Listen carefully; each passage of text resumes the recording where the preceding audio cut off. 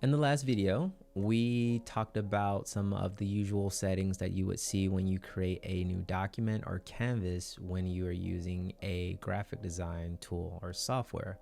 So if you're just tuning in, check out the previous video if you want to be brought up to speed, because in this video, we're diving into part 2 of understanding the graphic design digital workspace. So after you've created your document or your canvas, we want to look at a few key tools that will help you in any graphic design software. You should always search for the toolbar column, text panel, color panel, and layer selection. Sometimes these will be grouped together depending on the user interface or UI of the graphic design software, but I believe that these are the key things to look for to create most content. So starting with the toolbar column, you have the move tool, the shape tool, crop tool, the hand tool, the zoom tool, the eraser and delete tool, your pen tool, and your lasso tool.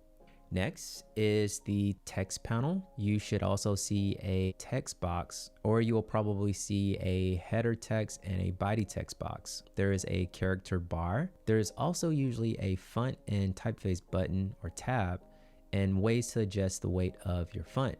So weight refers to the thickness of the font's stroke. A font can come in many weights, and a collection of the different weighted fonts could be packaged as a font family or typeface. Common weights are light, regular, medium, and bold.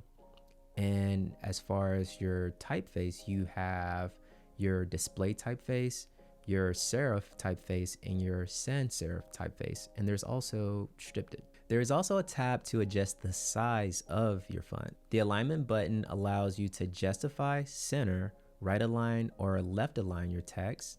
And next you want to locate the color panels. This is where you should see the color picker, the color panel, swatches, and your eyedrop tool.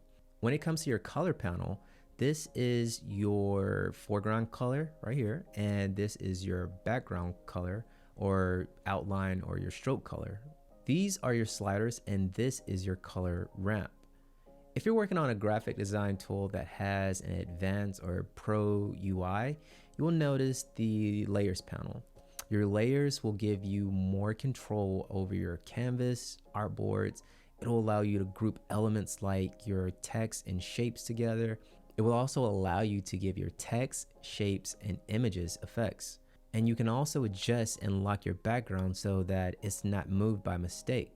And while this next tool may not be close to your layer section, as an additional tip, I would say to try to locate your arrangement tools.